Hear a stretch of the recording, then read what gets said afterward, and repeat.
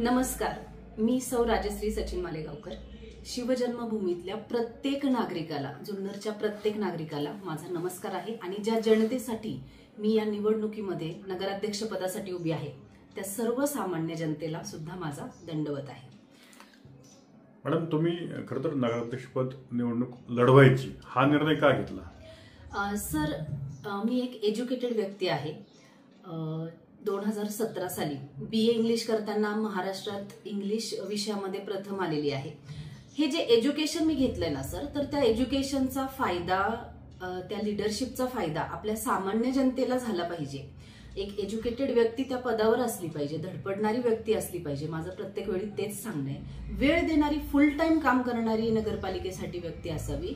हा सगळा विचार करता सारासार मी हा निर्णय घेतला की मला या इलेक्शनमध्ये नगराध्यक्ष पदासाठी उभं राहणं अति आवश्यक आहे आपल्या सामान्य जनतेसाठी। काय विजन घेऊन तुम्ही जुन्नर शहरवासियांपुढे येणार आहात? सर, आता आपल्या जुन्नरमध्ये जर आपण पाहिलं तर रस्ते, पाणी, त्यानंतर गटार, कचरा व्यवस्थापन, ह्या ज्या गोष्टी आहेत, लाईट, तर ह्या दर पंचवार्षिकला त्याच्यामध्ये अपग्रेड करणं, त्याच्यामध्ये डेव्हलपमेंट करणं, ह्या बेसिक गोष्टी आहेत त्या करणारच आहोत आपण, उत्तमरित्या करणार आहोत ते पण।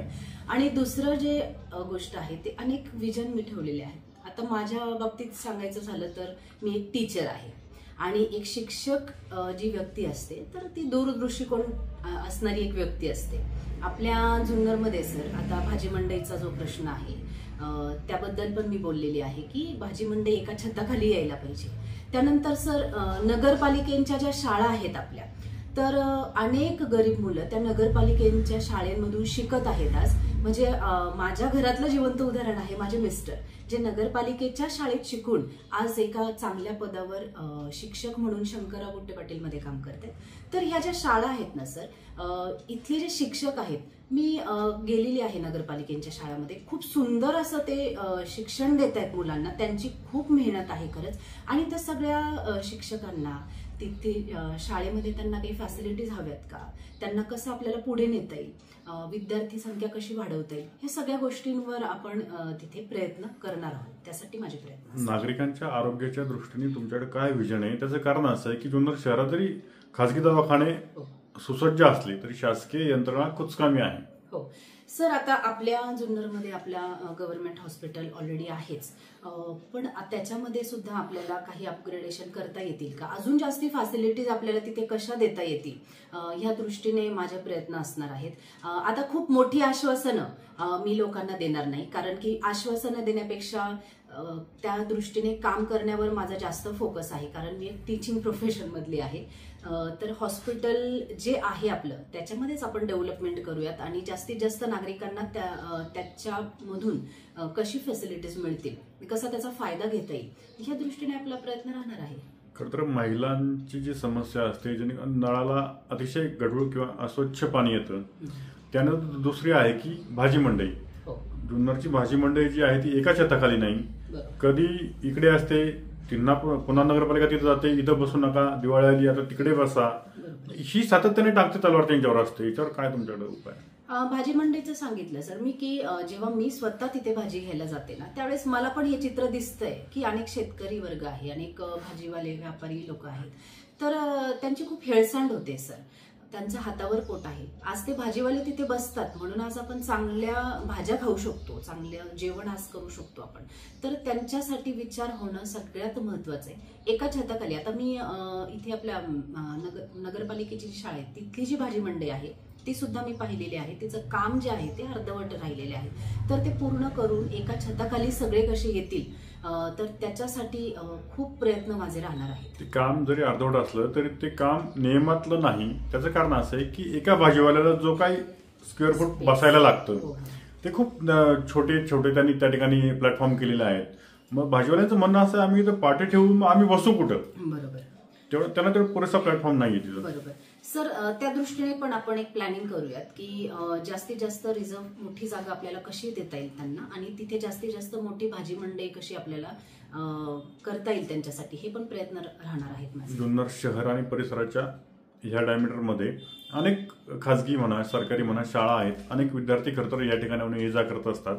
जुन्नर शहरामध्ये भटक्या कुत्र्यांनी उच्छाद मांडलेला आहे, त्यावर नगरपालिका कोणतीही कारवाई करताना दिसून येत नाही. बरोबर सर, आता मध्यंतरी ते कुत्री म्हणजे पकडण्याचा नगरपालिकेचा थोडा प्रयत्न चाललेला मी पाहिलेला आहे. तो चांगला प्रयत्न आहे. तरी सुद्धा याच्यामध्ये जे तुम्ही म्हणताय तो जो प्रॉब्लेम आहे, तर याच्यावर नक्कीच एक विचार करून चांगलं सोल्युशन आपण काढू शकतो. तर त्याच्यावर आपण बोलू शकतो. म्हणजे नागरिकांचा पण त्याच्यामध्ये सहभाग घेऊन, जे चांगले तज्ज्ञ लोक आहेत त्यांचा सहभाग घेऊन, काही डॉक्टर्स आहेत म्हणजे ॲनिमल हजबंड्री, तर त्यांचा एक सल्ला घेऊन आपण त्या गोष्टीवर पण करू शकतो. आणि दुसरी मोठी समस्या आहे जुन्नरमध्ये पार्किंगची. रस्ते अरुंद आहेत, त्यात लोक कुठेही गाड्या लावतात. जुन्नर शहराला पार्किंगची स्वतःची अशी सोय नाहीये. सर आता काय झालेलं आहे, मध्ये जे बांधकामं झालेली आहेत, तर बऱ्याचशा गोष्टी आपण पाहतो की थोडंसं अतिक्रमण वगैरे हे झालेलं आहे. तर त्या दृष्टीने जर एक स्मार्ट सिटी कशी असावी त्याचं जर प्लॅनिंग व्यवस्थित केलं ना सर आपण, तर पार्किंग वगैरे ह्या सगळ्या गोष्टी आपण तिथे चांगल्या पद्धतीने प्लॅन करू शकतो असं आहे. आता ते आश्वासने देण्यात काही अर्थ नाहीये. प्रत्यक्ष तिथे काम जेव्हा सुरू होईल त्यावेळेस त्याला महत्व राहणार आहे. ठीक आहे, हरकत नाही. आपण आता थोडंसं उत्तरार्धाकडे जाऊयात. अनेक नागरिक खरं तर ही मुलाखत लाईव्ह पाहत असतील. त्या सगळे तुमच्या नागरिकांना किंवा मतदारांना तुम्ही काय अपील कराल? सर, माझं मतदारांना एकच अपील आहे की आजपर्यंत कोणतीच महिला अपक्ष निवडणुकीमध्ये उभं राहण्याचं तिने धाडस केलेलं नाहीये. म्हणजे माझ्या माहितीप्रमाणे जेव्हापासून 2009 पासून मी जुन्नरमध्ये आले, तर मी अपक्ष उभं राहण्याचं धाडस का करतेय? फक्त जनतेसाठी करतेय. सामान्य व्यक्ती एक नजरेमध्ये ठेवूनच मी हे धाडस केलेलं आहे. मला माहिती आहे की ह्या गोष्टी खूप अवघड जाणार आहेत मला, परंतु माझ्याकडे प्रत्येक आव्हानाला सामोरं जाण्याची ताकद आहे. आणि ती माझी जी ताकद आहे तो आहे हा जनतेचा माझ्यावर असणारा विश्वास. आणि मला पूर्ण खात्री आहे की आपल्या जुन्नरमध्ये सर खूप लोक असे आहेत की आज त्यांना बदल अपेक्षित आहे, आज त्यांना नवीन चेहरा अपेक्षित आहे, धडपडणारी व्यक्ती त्यांना अपेक्षित आहे तिथे. आणि माझ्यामध्ये त्यांना ती व्यक्ती नक्कीच दिसते आहे. हा विश्वास मला जनतेवर आहे आणि त्याच जनतेसाठी मी उभी आहे. मला तिथे जाऊन काम करायचंय. आणि जर जनतेने मला सपोर्ट केला, जनतेने जर माझा विचार केला, तर 100% मी सांगते की पुढच्या पंचवार्षिकमध्ये प्रत्येकाला एक समाधान असेल की आपण अशा व्यक्तीला मत दिलं की त्या व्यक्तीने जुन्नरचा कायापलट केला. एवढंच माझं जनतेला आव्हान आहे माझ्या सोबत राहण्यासाठी. बस मॅडम, ठीक आहे. एक शेवटचा प्रश्न. तुमच्यासमोर इतके दिग्गज खरंतर आहेत, म्हणजे पक्षीय सगळे नगराध्यक्ष पदाचे उमेदवार आहेत. असं असताना तुम्ही अपक्ष निवडणूक लढवत आहात. लोक तुम्हाला निवडून देतील का? अपक्षाला साथ देतील का? सर, जुन्नरचा इतिहास नाही म्हणणार लगेचच मी, पण आत्ताचीच गोष्ट आहे की शरददादांच्या बाबतीत एक जिवंत उदाहरण आपल्या समोर आहे की जनतेने एका काम करणाऱ्या, धडपड करणाऱ्या व्यक्तीला निवडून दिले. ते तर आमदार आहेत सर. म्हणजे अपक्ष आमदार निवडून दिले. अपक्ष आमदार निवडून दिले आहेत सर. जनता एवढी जागरूक झालेली आहे. तर मी तर एक साधारण एक नगराध्यक्ष पदासाठी उभी आहे. तर माझा पूर्ण विश्वास आहे आणि तोच आदर्श घेऊन मी इथे उभी आहे ह्या मैदानामध्ये सगळ्या गोष्टींना तोंड देण्यासाठी.